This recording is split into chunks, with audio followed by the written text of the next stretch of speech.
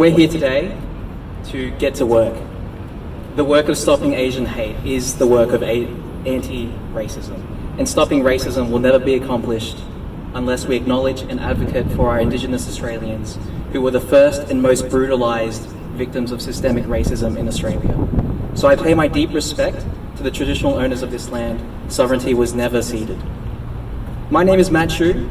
I'm a Taiwanese Australian artist, activist, teacher, advocate to people of colour and gender diverse communities.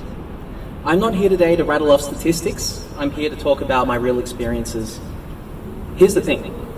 15-year-old Matt, 15-year-old me, would be shocked that I'm standing here today representing the Asian Australian community.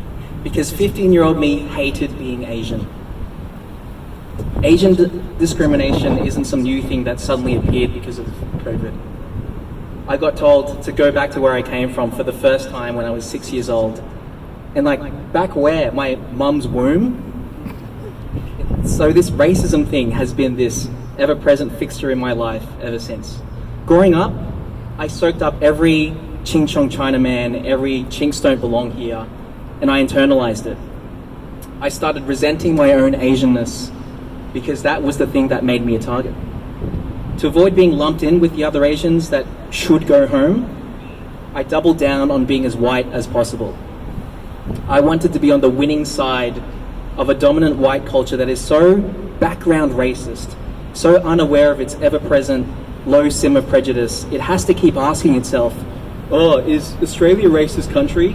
Every time a Cronulla or a Pauline Hanson or Black Death in custody or pang of detention centre guilt bubbles up. With all respect, we're no longer at does racism exist? We're at let's do something about it. I wasted decades of my life trying to bury my Asianness, making sure my voice had no trace of my parents' accent, and wishing I had a different face, because the culture I grew up in was obsessed with this idea of being dinky-dyed, true blue, true white Australian. And if you weren't that, you weren't really Australian. Matt, where are you really from? Because you're not from here. And that's that seed, the seed of the attacks that we're seeing today. It took me years to unlearn that racism, and finally I came to appreciate the awesome diversity that makes me who I am. Taiwanese people invented bubble tea. How awesome is that? Yeah. But here we are again with people telling Asians they're a virus, telling them to go back to where they came from. And I hate the thought of a young Asian kid growing up in this climate of prejudice, becoming ashamed of their identity like I was. Some of my students are here today watching, and it breaks my heart thinking how racism might shape their sense of belonging and self-worth. We people absorb the ethos and standards around us. We're affected by them, but we can also reshape and recreate them. We change the community that we live in if we want to. Australians have this weird stereotype of Asians as these shy, passive pushovers, a myth created from selective immigration, that Asians are diligent worker bees who smile and nod even as we're taunted or stabbed or killed, who don't have the words to shout back. Well, here's a newsflash. You met my parents' generation who were too busy surviving to make waves, too busy learning your language to use their own voice. Now we have a voice, and we're going to use it to fight racism. We're going to fight for black lives, brown lives, refugee lives, queer lives, and our own damn lives.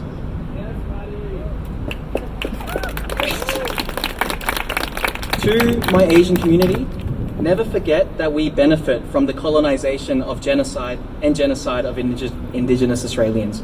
We are complicit in colonial Australia, so it's on all of us to advocate for Indigenous Australians. Stand with them. When your ancestors immigrated to Australia, who did they get permission from?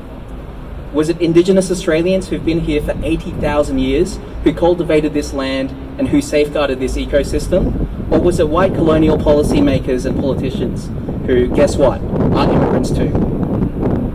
Isn't it weird that white politicians, not Indigenous leaders, call those shots? That's like An absolute stranger deciding, which random gets to use your bed tonight.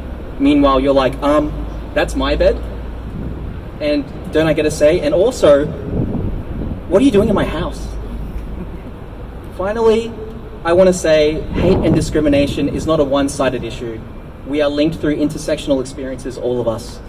There is no protecting Asian lives unless in the same breath we protect Black lives, First Nations lives, Brown lives, refugee and asylum seeker lives, queer and trans lives, unless we can condemn colorism from within our own communities, unless we acknowledge the Indigenous sovereignty of this land that was never ceded and address our own colonial complicity. We win through our solidarity with other marginalized communities. We triumph when we uplift each other.